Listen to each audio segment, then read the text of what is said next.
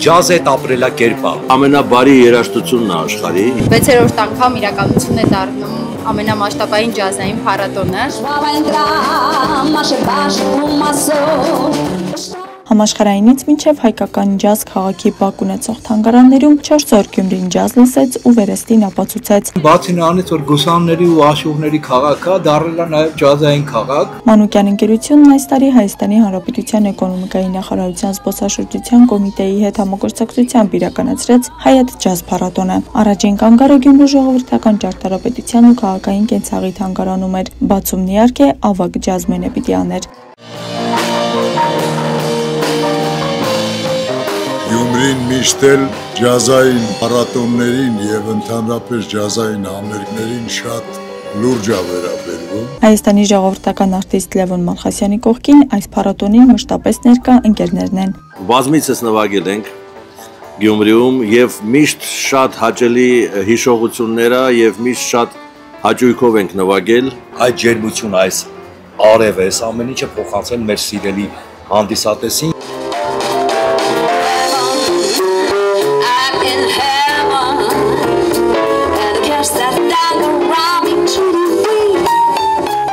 Սիտողցյանների բակում բեմին էր նաև Սոնա Շիրոյանը հայ ու բրազիլ ջազով։ Բոլոր երաժշտասերների համար շատ լավ միջոցառում է,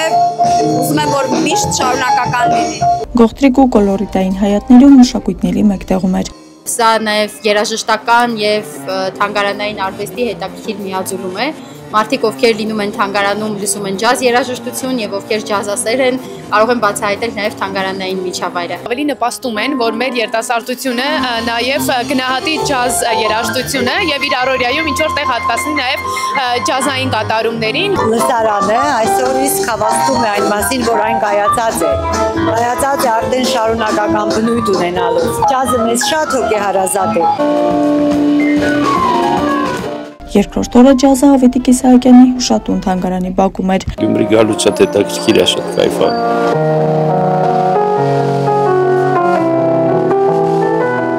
Հեղինակային ստեղծագործություններով Գյումրի էր եկել Կարեն Մանուկոնյան բենդը, Արևոտ Հայաթում մարտաշատ հանդիսատեսով հանուն ջազ երաժշտարվեստի երկարակեցության։ Դա մշակույթի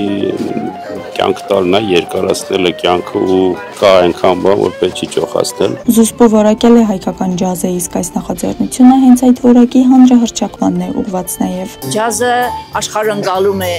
ջազը ժամանակի շունչն է, այնպես որ ես անչափ շնորհակալ եմ մեր Մանուկյան ընկերությանը։ Երաժիշտ հասարակության ներկայությունը, մտավորականության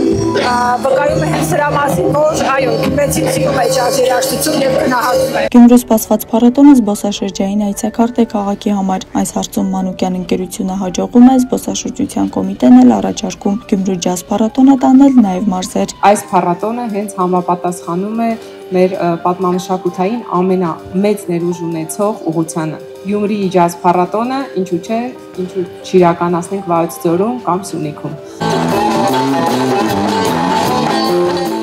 Հովհաննես Շիրազի հուշատուն թանգարանում էթնոջազ էր լսում հանդիսատեսը Միքայել Ոսկանյան եւ ընկերներ բենդի կատարմամբ։ Շատ ուրախ եմ, որ կրկին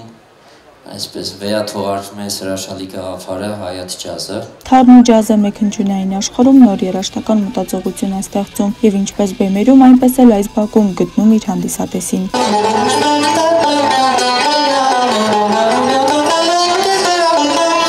Բարի ջազային ընկնդրում։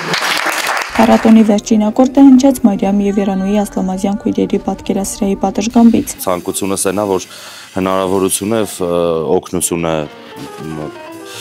բոլոր կողմերից հնարավորինս շատ լինի, որ sense բաները ավելի կայուն շարունակական լինեն։